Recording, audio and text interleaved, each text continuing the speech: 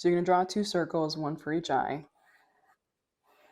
and then a vertical meridian and a horizontal meridian. Now this is where I got tripped up when I was learning this.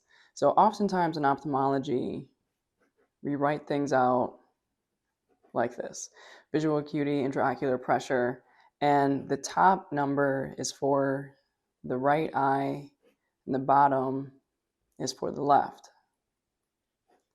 So oftentimes it's right, left, right, left. I assumed that this was for the right eye and this was the left eye, right to left. But that's not actually the case, unfortunately. If you're a little confused, well, this definitely made me confused as well. So I came up with a memory tool. So imagine this circle here is my left lens.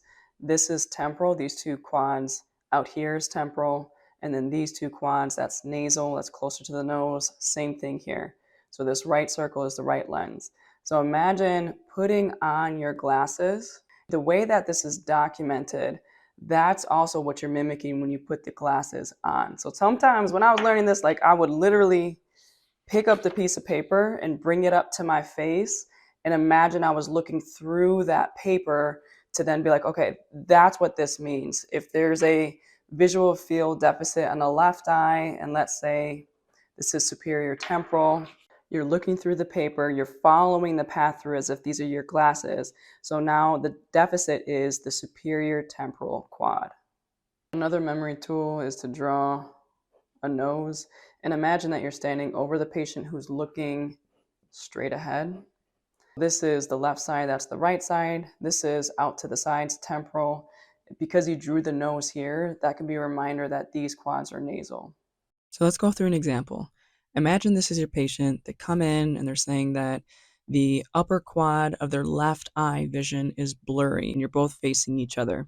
So the patient's left side is your right side and vice versa. So as you're taking a look at the patient, if they motion, oh, out here is where the problem is, that's their left eye. But as you're looking at them, that's your right side. But the way that you actually document the confrontation visual field is in reverse.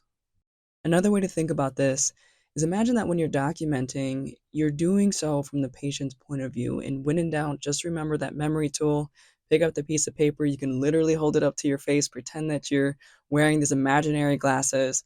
And what you're looking through, that is the circle that correlates with the patient's eye. So a temporal defect correlates to the outer quads, and a nasal defect correlates to the inner quads. To learn more about how to do the test, be sure to check out this video.